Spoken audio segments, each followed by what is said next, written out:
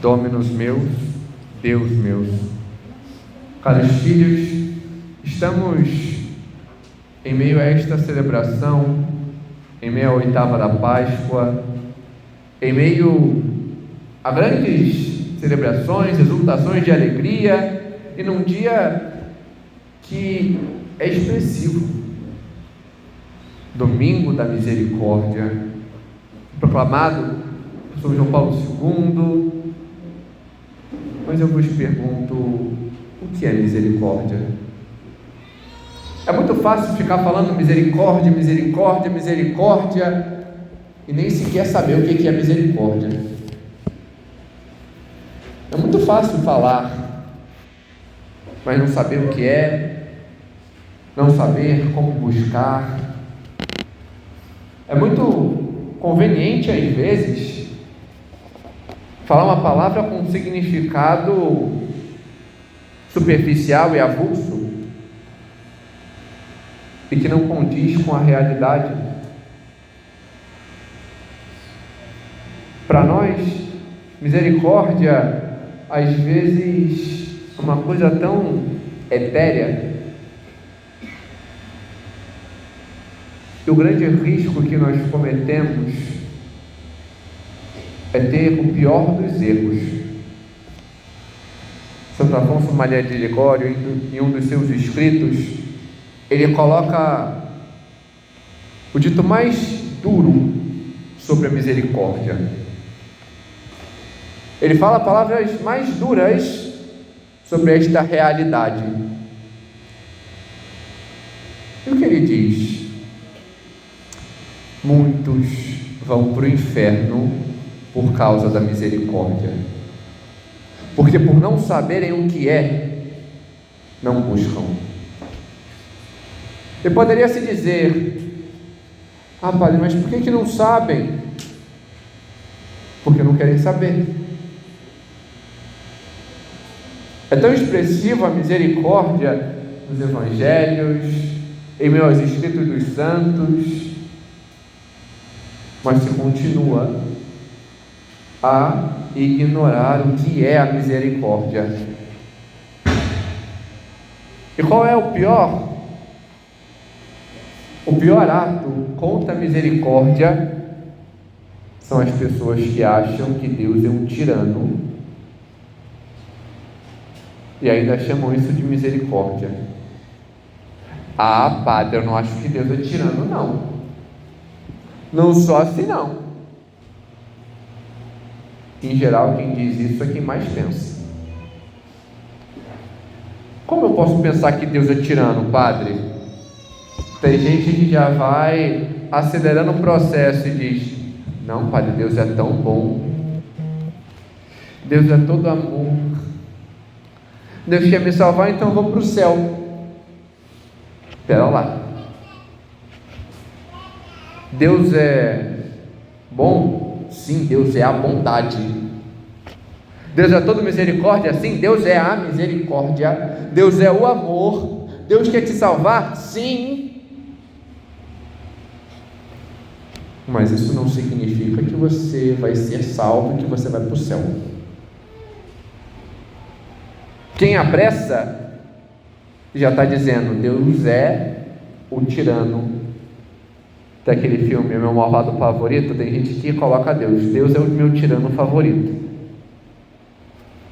Por que é tirania? É a pessoa que tira a sua liberdade. E Deus nos deu de liberdade para que a gente escolhesse. E aí a pessoa acha que Deus é um tirano, por quê? Porque vive a sua vida inteira longe de Deus. É o seu querer, a sua vontade, o seu egoísmo.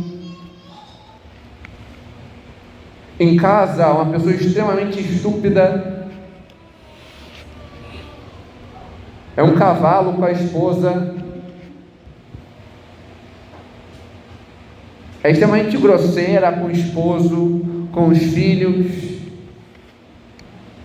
Não sabe falar, não sabe. Ninguém gosta nem de estar perto. Tudo arruma confusão. se não for do meu querer, se não for segundo a minha vontade, se não for do meu jeitinho.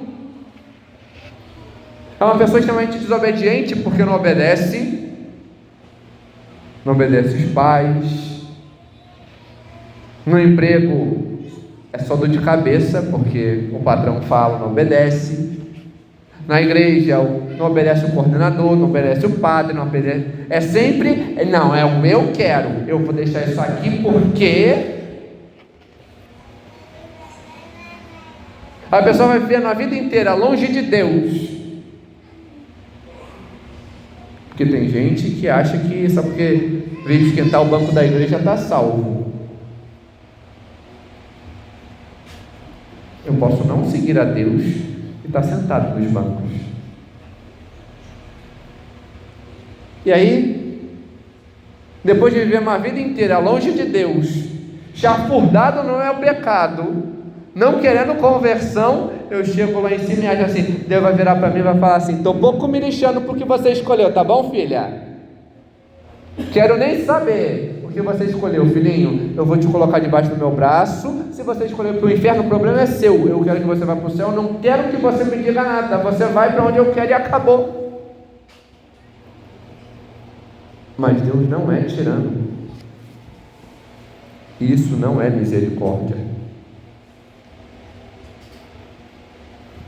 A misericórdia, como o Senhor mesmo apresenta hoje, é um encontro no qual eu devo querer. Só que até mesmo em meio à liturgia de hoje, a gente já começa errando. E quais são os nossos dois erros? Primeiro, em relação a Deus, apesar de ser a segunda parte, porque a gente acha que Deus é bipolar. Ou então a gente acha que Deus, não sei, é um estúpido, mas nos evangelhos não diz que Deus é estúpido, então só pode ser bipolar, que acha que Deus é tão assim, oh, que lindo, você vai para lá. Tem gente que acha assim. E o nosso outro erro é a gente ficar fazendo chacota com São Tomé. Coitado de São Tomé. Todo mundo adora ficar zoando São Tomé. Ah, esse daqui é discípulo de São Tomé, só vendo para crer. É engraçado, você já entrou no Evangelho e já tomou posse daquilo que o Senhor fala? Já viu qual é o contexto? Já se colocou no lugar?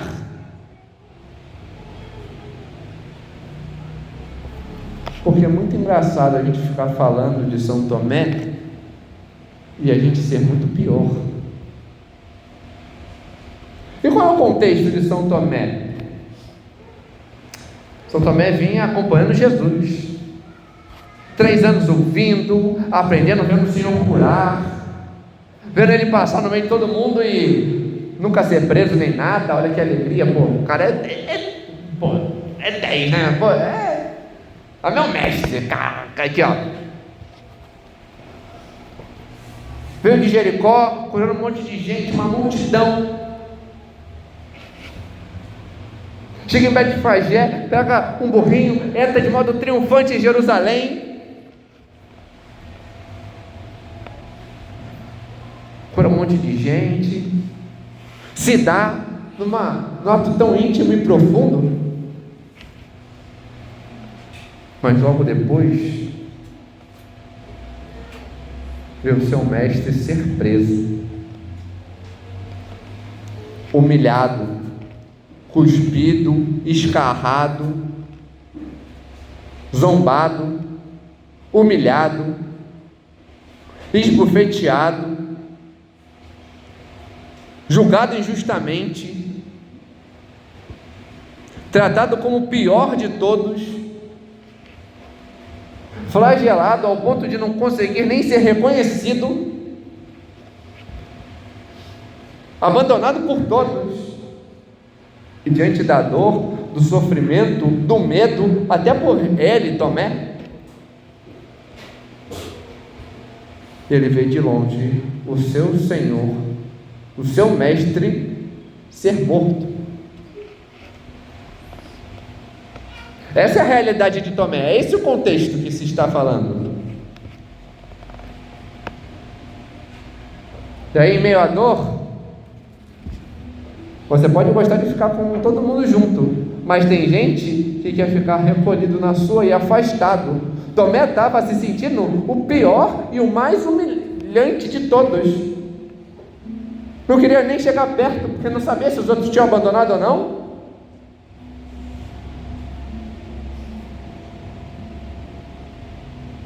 Para não se sentir pior ainda, não está com eles. Só que o que o Tomé ouve pela rua? Aquilo que ouvíamos no sábado e domingo passado, na vigília pascal e no domingo de Páscoa. Olha, ele disse que vai ressuscitar, então fica vigiando. E ele ressuscitou mesmo. Olha, faz o seguinte, dá uma mentira aí vamos comprar os caras que estavam lá vigiando, né? Mente lá pro governador que a gente dá um jeitinho. E é o que Tomé ouve? Os boatos. E estão dizendo que ressuscitou, mas estão dizendo também que roubaram o corpo dele. Olha, roubaram o corpo de fulano. Olha, dizem que ele está por aí. Olha, estão dizendo tal coisa. E ele ouve os murmúrios pela cidade inteira. Toma coragem, se encontra com os outros, e o que ele se depara? Nós vimos o Senhor. Isso daí eu já escutei. Ele apareceu mesmo? E aqui vem, não um pedido duro de incredulidade pura, mas desejo. Eu preciso ver. Eu preciso tocar nas chagas. Porque foi minha culpa. Porque eu abandonei. Eu preciso tocar nas chagas dele e pedir perdão. Eu preciso tocar no seu lado, implorar que ele me perdoe, porque eu o abandonei da pior forma. Eu preciso estar com ele. Nosso Senhor espera uma semana e de novo aparece. Por quê? Por causa de Tomé. E aqui o nosso segundo erro. A gente acha que Jesus vai que nunca está isso no Evangelho. Jesus não chega para adúltero e fala assim: para de parar, levanta daí. Jesus não fala isso. Não chega para o paralítico e fala: sai logo, volta para casa. Jesus acolhe.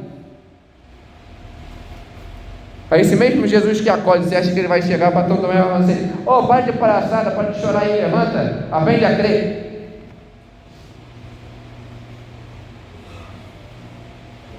Se eu acho isso, eu estou falando que Jesus tem problema, tem bipolaridade. Jesus não é bipolar. E o que ele diz para São Tomé então? Ele se coloca no meio dos apóstolos mais uma vez e diz: a paz esteja convosco. E tu também. Eu sei que você está sofrendo. Eu sei pelo que você passou. Eu sei que você precisa. Está aqui. Essas minhas mãos. Você precisa tocar na marca dos cravos, né? Para que eu possa tocar nas suas chagas e te curar. Toca. Precisa tocar no meu lado. Estende a mão e toca. Para que eu também toque no seu coração ferido e te cure. Crê. Sou eu. Ser fiel. Eu estou aqui. Eu te amo e quero te tocar também. É assim que o Senhor diz, com amor, para levar São Tomé a ter essa fé mais profunda.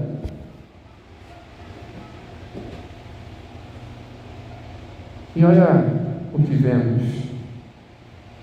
Olha a profunda profissão de fé. Dominus meus, Deus meu Senhor Eu vejo um homem que contempla Deus. Eu vejo em carne e osso a realidade, aquilo que passa diante do tempo, mas contemplo e posso tocar a eternidade. Creio. Assim comenta Santo Agostinho, com palavras de profundidade, nos mostrando esta realidade. Como Deus toca, se curva e toca em Tomé, que necessita.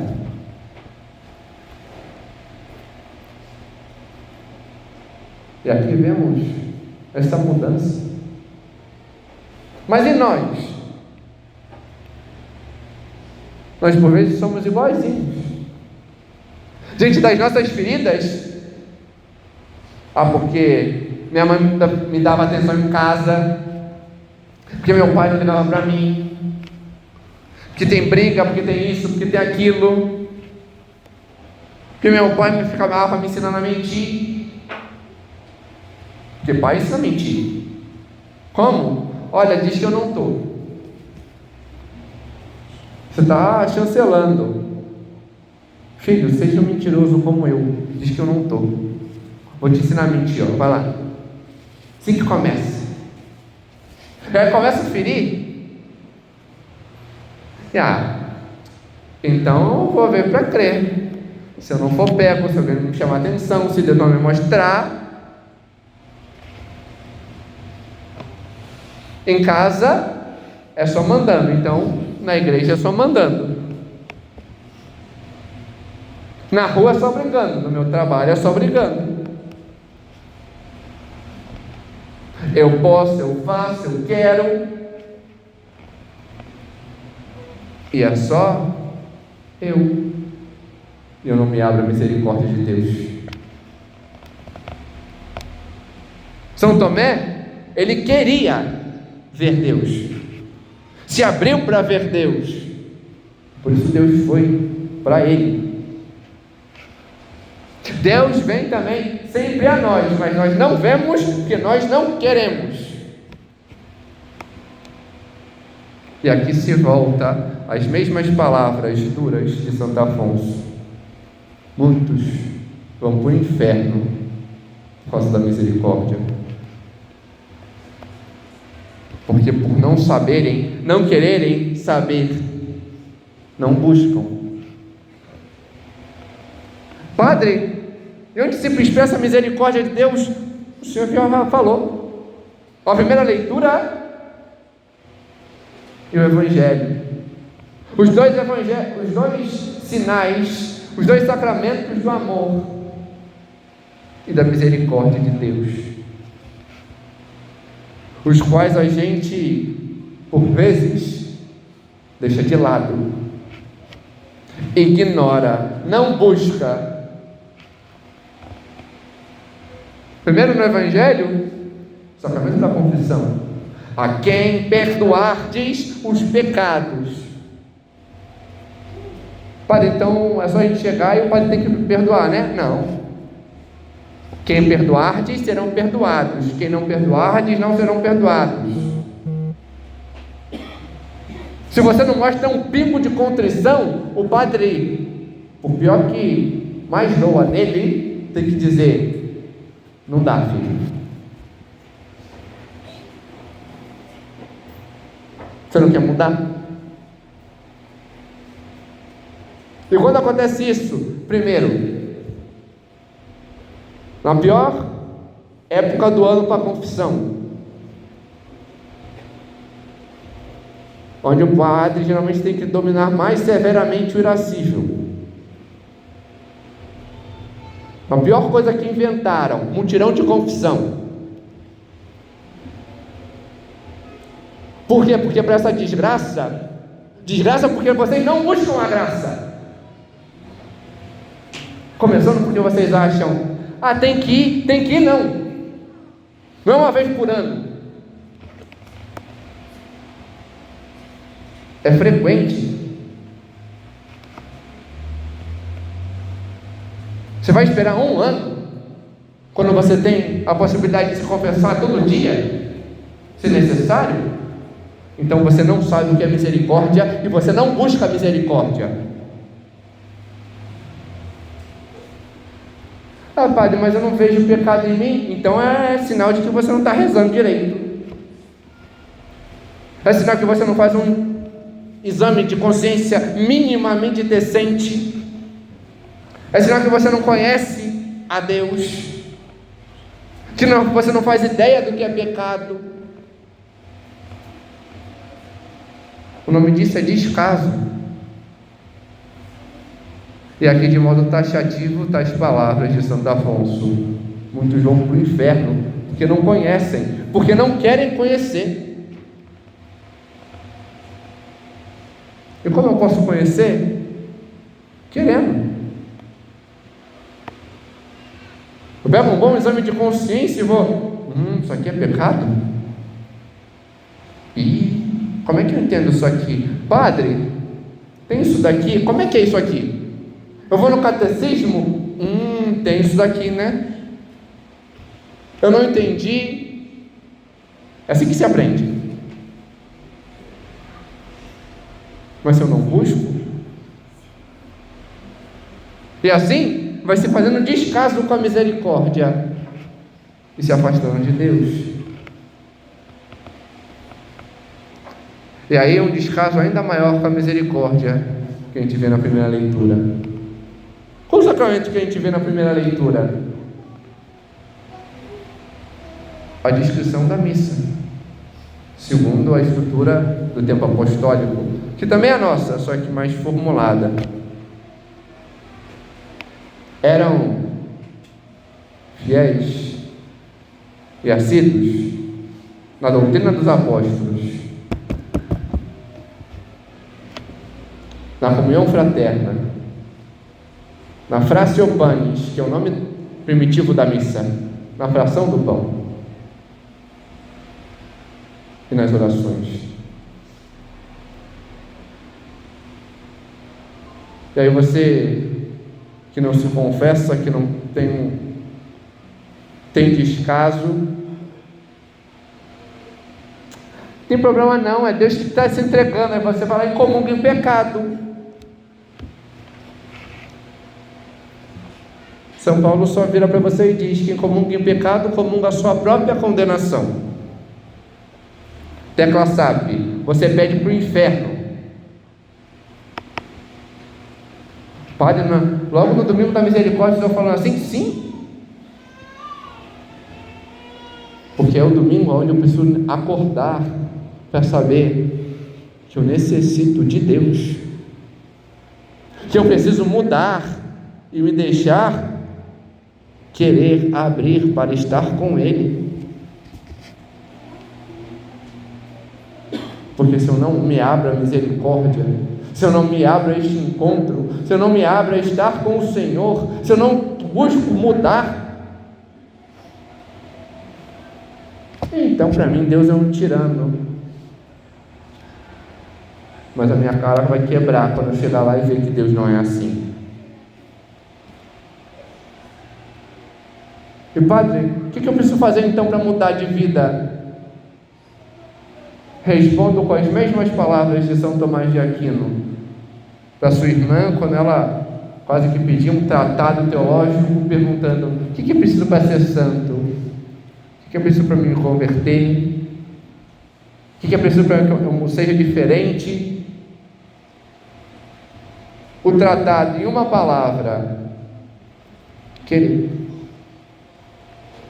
Eu tenho que querer de verdade, com fatos, com atos. Como? Do mesmo modo como uma mãe quer estar junto ao seu filho, do mesmo modo como um avaro quer o seu ouro, do mesmo modo como um ambicioso quer as suas honras. Assim que eu tenho que querer, assim que eu tenho que buscar conhecer a Deus, buscar me aproximar dEle, buscar crescer em oração, intimidade, Assim eu me abro para a misericórdia de Deus. Assim eu faço a experiência de encontro real com o Senhor, como São Tomé o fez. E o Senhor, que é aquele que mais quer, e depois dele a Virgem Maria, e por isso ela nos conduz a Ele, Ele estende a sua mão a nós que tanto necessitamos e nos diz: eis aqui a marca dos cravos, eis aqui o meu lado aberto, toca em mim para que eu possa tocar em ti e curar a tua ferida. Basta querer de verdade, e assim nos abrir a misericórdia de Deus que vem a nós e nos faz ser aquilo que Deus quer. Glória ao Pai, ao Filho e ao Espírito Santo,